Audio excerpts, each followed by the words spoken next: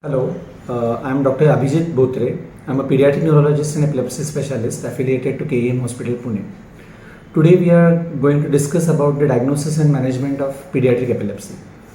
Uh, what does an epilepsy mean? Epilepsy is a tendency of a brain or an individual to throw a repeated unprovoked seizures, and by virtue of it have lots of bearing on that individual. Saying that a single provoked or precipitated seizure is not called as epilepsy. I just would like to give them an example for the same. So many kids get a fever fits or febrile convulsions. This doesn't constitute an epilepsy, where fever is a precipitating factor. Where you have multiple episodes of this epileptic fits without any precipitating factor, then it would qualify to the diagnosis of epilepsy. So by and large, 3 to 5 per 1,000 kids would get an epilepsy. What are the causes? Of course, the causes, as we know, the epilepsy and the seizures originate from brain. So any deformity or any changes in the brain, which could be structural or functional, can result into epilepsy in that particular individual. So coming to the management as well as the diagnosis of epilepsy, let's talk about the diagnosis of epilepsy. So diagnosis of epilepsy is a very crucial step in labeling, or I would say giving that diagnosis to that person, and is not at all a simple phenomenon. So when we say epilepsy, or when we are qualifying somebody as an epileptic patient, it has to go through a series of checklists. After that, we need to know whether the particular person is a really epileptic patient. So for that, we have this checklist of the detailed history, careful and meticulous clinical examination, and with few ancillary tests, we would come to a diagnosis of epilepsy. While coming to the history, as particularly in pediatric patient, we would like to know definitely the birth and the development. So any complication around the birth, so pregnancy details, the delivery details, as well as the post-delivery details. So for example, the NICU stay, any complications in NICU, or any trauma or any admission where you have change in your sensorium would be taken into account. Second thing, we would like to take the detailed and extensive family history, where we include 3 generations of the individual, both on the paternal as well as the maternal side, to know whether there is a genetic susceptibility to get an epilepsy.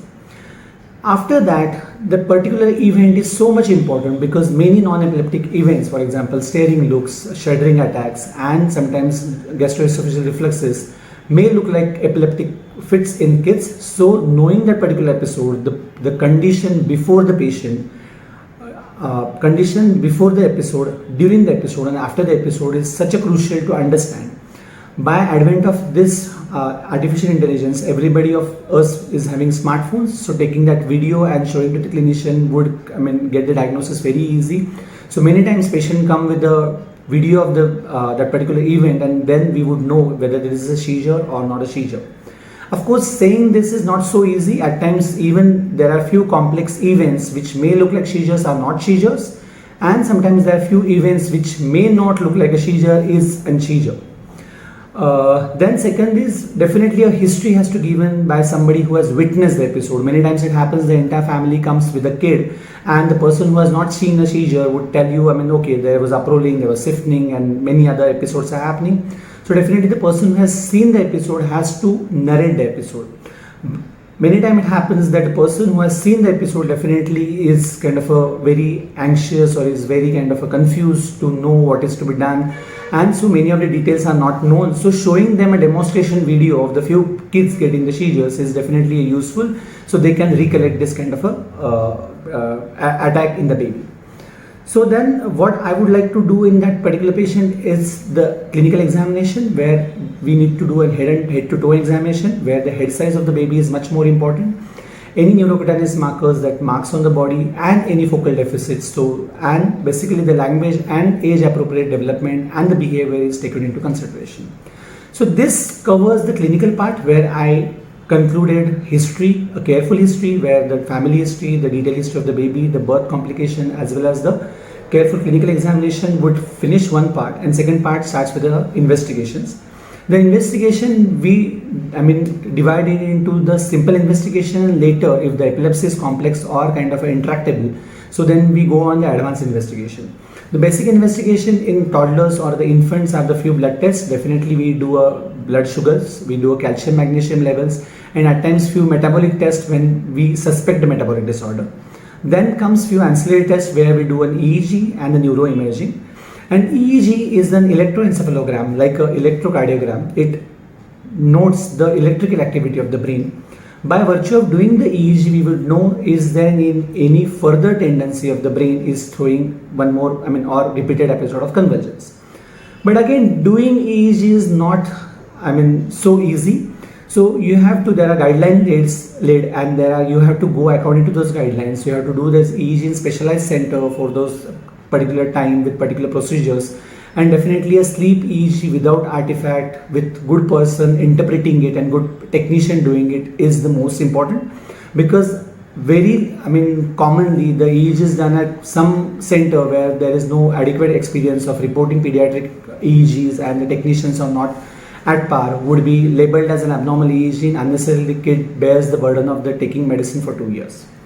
Coming to neuroimaging, of course, the MRI would be a treatment, would be a investigation modality of choice, where would advise the 3 Tesla MRI, which gives the good delineation of the brain structures in the details, and we would know is there any scarring or any developmental malformation in the brain, which is giving rise to this kind of epileptic fits again and again. Again, in a specialized case, as I said, not very commonly required, but at times we go ahead with PET scan where we know metabolism of the brain. We tend to go ahead with the SPECT scan where we know where the epileptic focus is coming on. Sometimes we do genetic tests when the epilepsy is associated with many other comorbidities like developmental delays, the autistic features, many other things like neuroregressions and all these things. So the list is, I would say, is not really small, but then definitely we have to customize depending on the history, depending on the examination, and depending on the clinical profile of the patient.